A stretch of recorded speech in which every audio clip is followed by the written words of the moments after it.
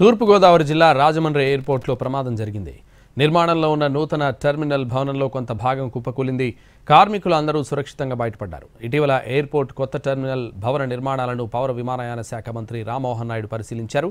దీనిపై మరిన్ని వివరాలు మా ప్రతినిధి శ్రీనివాస్ అందిస్తారు.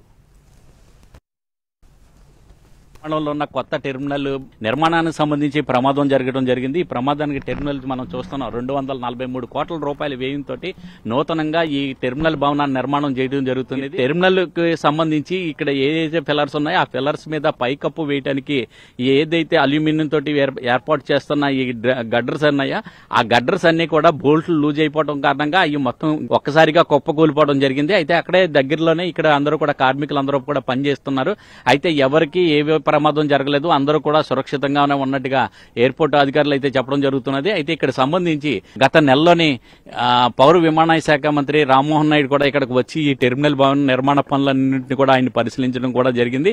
అయితే ఈ టెర్మినల్ భవనం నిర్మాణం పనులు కూడా ఇప్పుడు ఎందుకు ఈ రకంగా ఒక్కసారిగా అక్కడ కుప్పగొలిపోయిన పరిస్థితి ఏర్పడటానికి కారణం ఏంటి, అది ఏంటి అనే దీని మీద విచారణ చేయవలసి ఉన్నది. అయితే ఈ విషయం తెలిసిన తర్వాత మీడియాలో వచ్చిన ఈ దృశ్యాలను చూసిన తర్వాత పౌర విమానయాన శాఖ అధికారులు కూడా కేంద్రం నుంచి ఇక్కడ స్థానికంగా ఉన్న ఇక్కడ అధికారులు ఎవరైతే ఉన్నారో వాళ్ళ ఎయిర్పోర్ట్ డైరెక్టర్ వాళ్ళకి కూడా ఫోన్లో సంప్రదించి ఇక్కడ అసలు ఎందుకు కూలిపోయింది, దానికి గల కారణాలు ఏంటి అనేది కూడా తెలుస్తున్నది. దీని మీద విచారణ కూడా చేపట్టనున్నారు. అంటే నాణ్యత ప్రమాణాలు లోపించాయా, లేకపోతే ఎందుకు ఈ రకంగా కూలిపోయింది, ఇక్కడ ఒకవేళ వాళ్ళ నిర్లక్ష్యం కారణంగా ఇది ఎలా జరిగిందా, ఇక్కడ ఈ అధికారుల పర్యవేక్షణ ఏ విధంగా కొనసాగుతున్నది అనేది కూడా తెలియాల్సి ఉన్నది.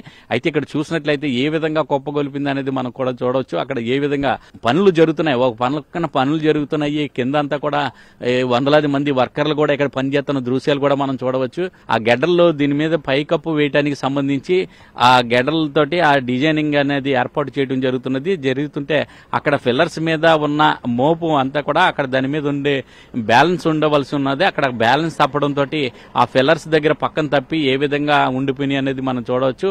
వాటికి సంబంధించిన బోల్ట్లు ఫిట్టింగ్ లోని సంబంధించి సక్రమంగా జరగకపోవడం కారణంగా అది మొత్తం కూలిపోయిందని చెప్పేసి మనకు వచ్చిన సమాచారం మనకు తెలుస్తున్నది. అయితే దీని మీద అయితే నిర్మాణంలో ఉండగా దానికి పైకప్పు సంబంధించింది అన్ని కూడా కూలిపోవడానికి గల కారణాలు, దీనికి ఏ విధంగా దీని మీద చర్యలు తీసుకుంటారనేది మట్టికి వేచి చూడవలసి ఉంది. కెమెరామ్యాన్ వాసుతో శ్రీనివాస్, ఎన్టీవీ, రాజమండ్రి.